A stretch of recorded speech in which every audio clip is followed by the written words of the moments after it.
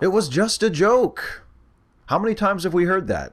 How many times have we said that when we're trying to defend ourselves against someone who takes offense at something we've said? We say, relax, it's only a joke. Or when someone tells a joke that really, really pisses somebody off, they say to the offended party, hey, chill out. What's wrong? You can't take a joke? You really need to learn to take a joke. How many times have we said that when someone got pissed off at us for some light remark, or what we thought was a light remark that we made? They get really pissed off at us. They get in our face. They call us an asshole. We say, God, can't you take a joke? Well, this video is going to be about why we shouldn't do that, why that is a bullshit response when someone is offended by a joke, either a joke that we tell or a joke that someone else tells. It's not a valid argument to say it's just a joke, therefore you have no right to be upset about it. But before I get too far into it, I want to call your attention to the description box of this video, where you will find links to two articles. One is an article by Jessica Goldstein, which is in large part an interview with Jason Steed, who made a series of tweets on this subject last week. And then the other is a blog article by John Scalzi. And both of these articles refer primarily to the Donald Trump, Hillary Clinton Second Amendment comments. And then the excuse that was offered that, oh, Trump was just joking. Both of these articles are excellent. They articulate feelings and opinions and insights on this issue that I share, but that are articulated in a great more detail and much more eruditely than I'm going to be able to offer you in this video. This video owes a great debt to both of those articles and to the people involved in creating them. So I highly recommend that you go read both of those articles, the Jessica Goldstein article and the John Scalzi article, linked in the description box below. Now, as I said, the recent incident at a Donald Trump rally last week, if you're watching this video on the day that it is published, where Trump was talking to a crowd at a rally in North Carolina about how Hillary Clinton wants to abolish the Second Amendment, which is something, it's a scare tactic that conservatives have been using for decades. That has been one of their most relied upon tactics to try to scare up votes from conservatives, to say the Democrats are coming for your guns. And Donald Trump repeated this trope before his in front of his audience at the rally in North Carolina. And then he decided to add something a little extra to it, where he said, quote, Hillary wants to abolish, essentially, the Second Amendment. If she gets to pick her judges, nothing you can do, folks. Although the Second Amendment people, maybe there is. I don't know. Now, Trump and his campaign denied that that statement was intended as a threat. Trump said, and many of his mouthpieces have said, he was talking about the Second Amendment people going out to the polls and voting to defeat Hillary, to stop her from appointing judges. He wasn't meaning to imply that people should try to assassinate her. Don't be ridiculous. It was actually Paul Ryan who said, well, maybe Trump was just joking, or it sounds to me like Trump was just making a bad joke.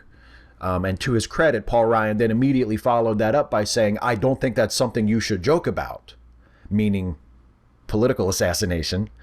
But he did put that idea out there. Trump was only joking, and everybody should just relax because it was a joke. It was, yeah, okay, it was a joke in bad taste, but it was only a joke. Everybody should just calm down. And this is one of the two scenarios in which we hear this excuse being made.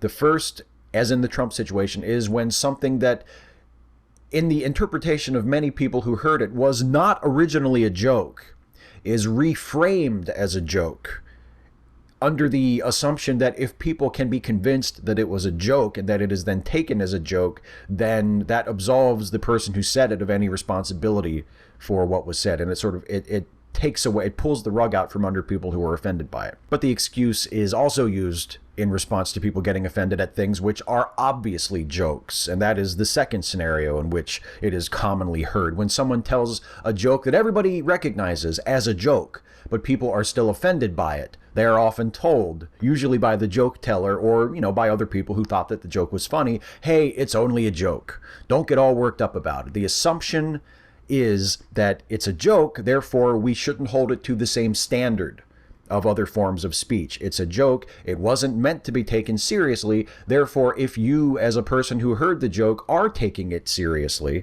then you are somehow being unfair to the person who told the joke. Now, why do I say that this is a bullshit excuse? Because I don't accept the premise that there is any such thing as just joking. And you should also understand, when I say that, I am also of the belief that all speech is political speech. Because when we say things in a social context, in a political context, whether we intend them to have a particular meaning or not, our speech is expressed in a context where it can take on those meanings. It can be heard in certain ways. It can have implications that maybe we weren't aware of or we didn't intend, but those implications are there nonetheless.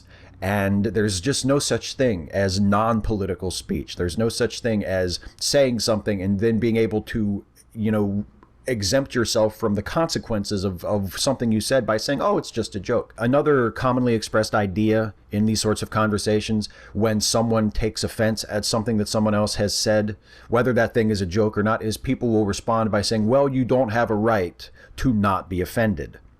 And that's true. Like, I completely endorse that statement. You do not have a right to not be offended, right? But there is also no right to expect other people to not be offended by something that you have said or done.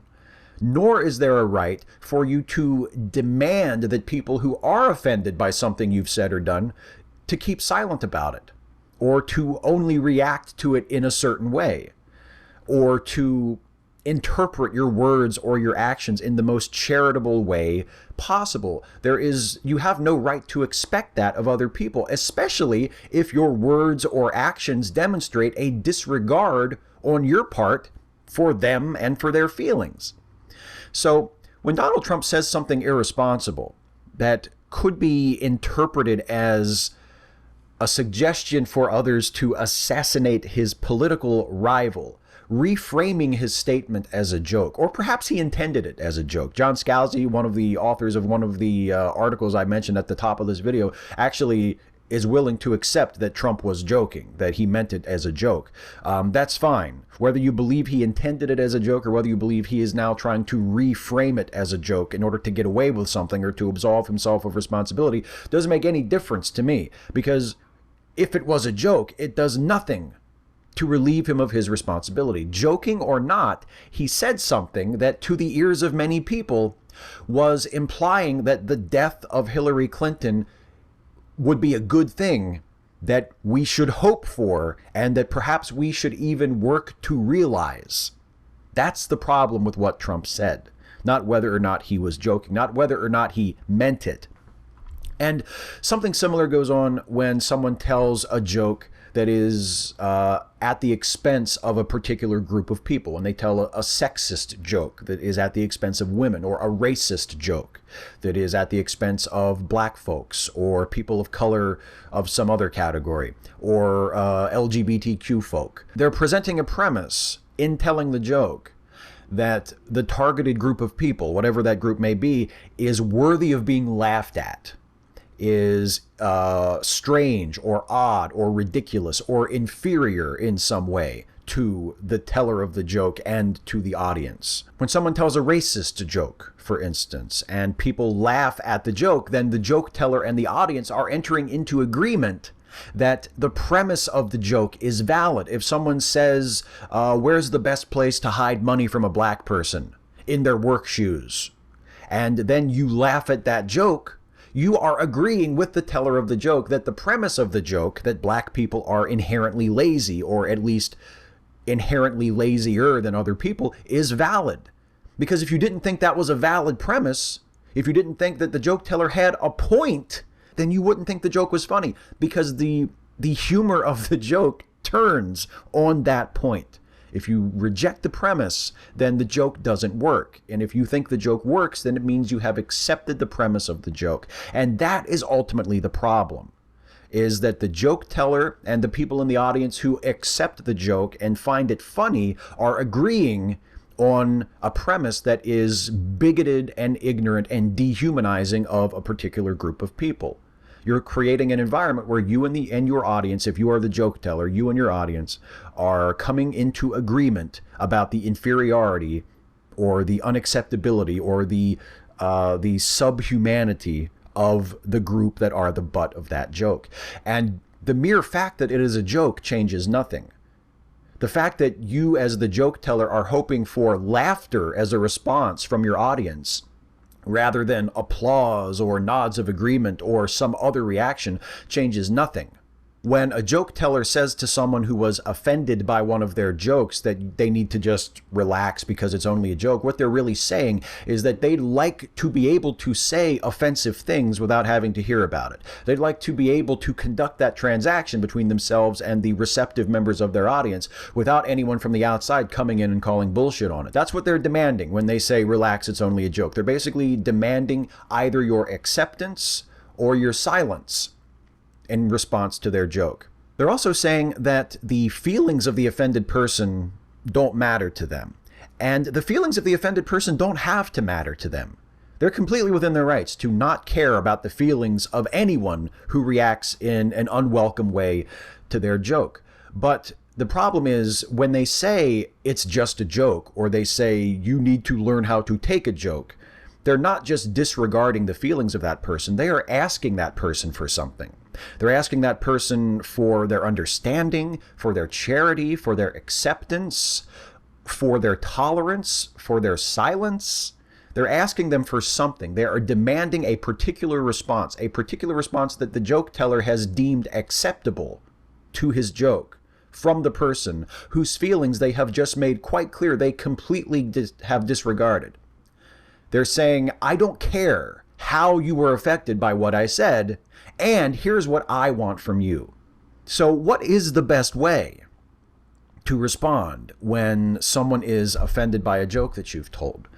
Well, I think ideally you should listen to the person who is offended. If they're interested in talking to you. I mean, if they just get angry and say, oh, fuck you, and fuck your joke, and they just walk away from you, then there's not much you can do. But if they're willing to tell you what it is about your joke that they found offensive, you should be willing to listen to them and try to understand from their perspective why they feel the way they feel, what it was about your joke that they didn't like. And you know what? If you listen to them, and you give them a fair hearing, and you decide that you didn't do anything wrong, if you decide that their offense is not justified, that they are being unreasonable, then I think you should just let them be offended.